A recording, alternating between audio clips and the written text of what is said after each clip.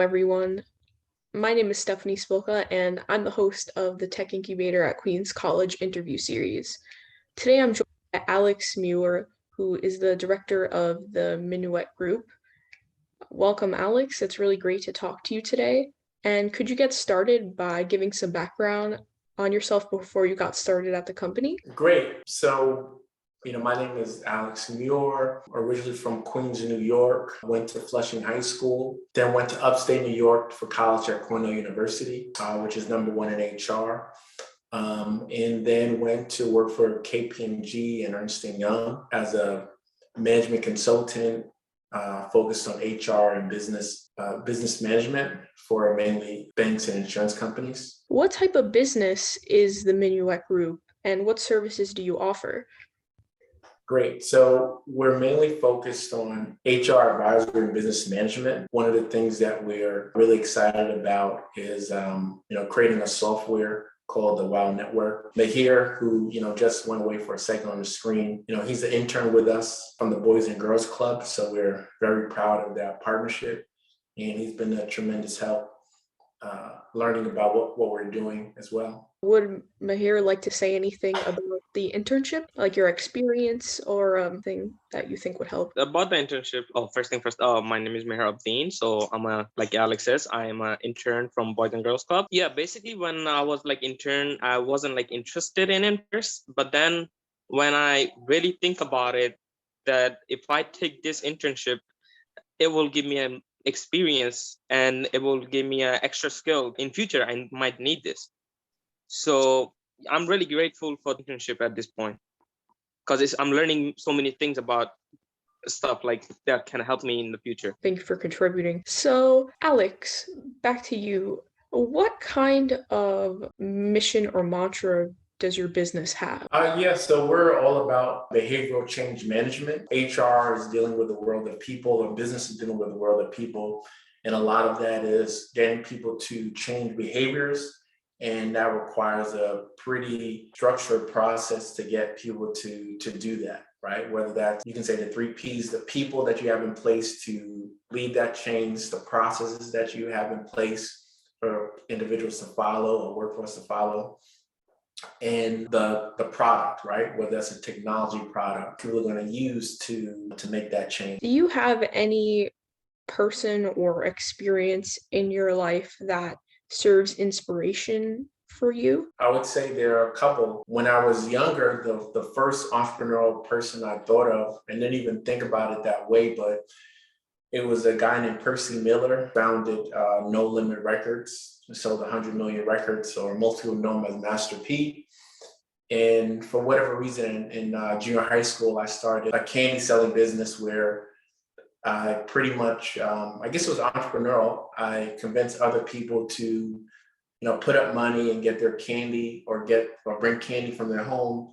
And then we sold the candy, and then I received, income from that, for putting it all together. In hindsight, that's definitely what an entrepreneur does a lot of times, that, you have an idea, you bring people together that requires resources greater than what you have.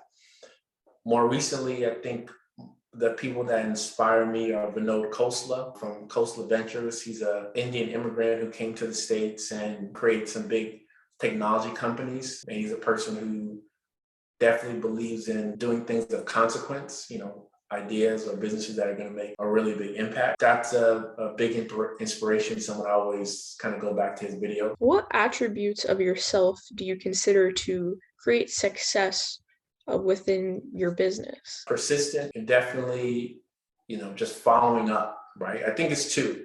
Inherently, there was a person from JP Morgan Chase who I was there for an interview, and he just said, Alex, what you're really good at is presentation, and you follow up, right? So whether explaining what I want to do or what someone else is having a hard time articulating, a gift that I haven't developed over time. And number 2, the follow-up, right? Because it usually takes about 7 times to, build trust with someone. The first time you reach out, they're probably going to say, what do you want? I'm busy. The second time, they might say they're not interested. The third time, they might actually read and say, yeah, I think I'm kind of interested in what you're saying. And so you just have to be prepared for the persistence that it takes sometimes to get someone to listen to something that they probably want, but are just busy. On the flip side, do you think that you've had any large failure? And if you did, could you tell me like what you've learned from it? I guess when you're on the path of something, at least for me, you don't think about it as a failure. It's funny because if you're doing something, you believe in it, you can tolerate things that a lot of other people are not willing to tolerate, right? So, but a failure, I mean, a point blank failure would be in high school. I didn't make the basketball team my freshman year. I always trying to bring that up. Like, I didn't make JV, and I was 6 feet tall. So that was pretty funny to me.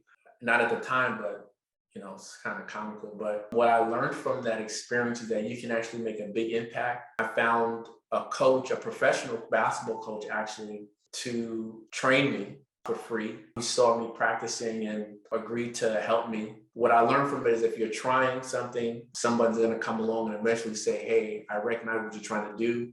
Let me help you along the way. They may be not even looking for something in return, from it. So Yeah, usually when I ask this question, I phrase it like that on purpose, but I do notice that most entrepreneurs do say the same thing, that just because it could be like considered a failure, it's not really a failure, as long as you learn something from it, or it allows you, it's just a little thing on the greater path, it doesn't stop you from continuing. It's not a real failure.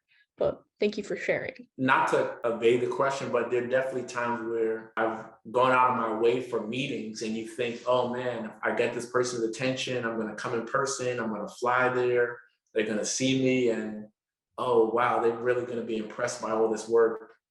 And then you realize, nope, you came out there and they didn't have the meeting, right? They were too busy for you that day. And so those are, I guess, some failures too. The reason that you're here today is because you're connected to the Tech Incubator at Queens College. Could you explain what your relationship with us is? I was invited to the Tech Incubator by Iska Elwazi and Ying, the director. And I sat in one of her early morning meetings. I think it was 7 a.m. Unfortunately, somebody wasn't able to present.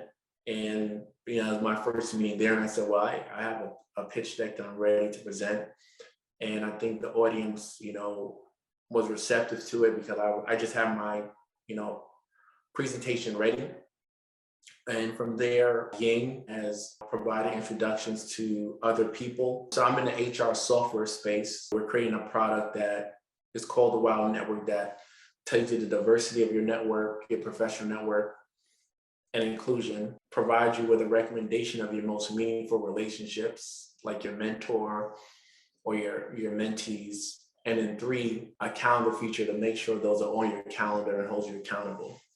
And so with that in mind, Ying started to refer me to different HR professionals and also different entrepreneurial opportunities for funding that she's aware of. She is a resource. My final question for you today is, could you imagine working in any other business, maybe not necessarily business, but like another field, or even within your business, expanding the model and including more functions in it? My goal is by 2030 to be able to exit or sell a $100 million HR tech company, and by 2040 to have a venture capital firm focused on HR with $500 million in capital.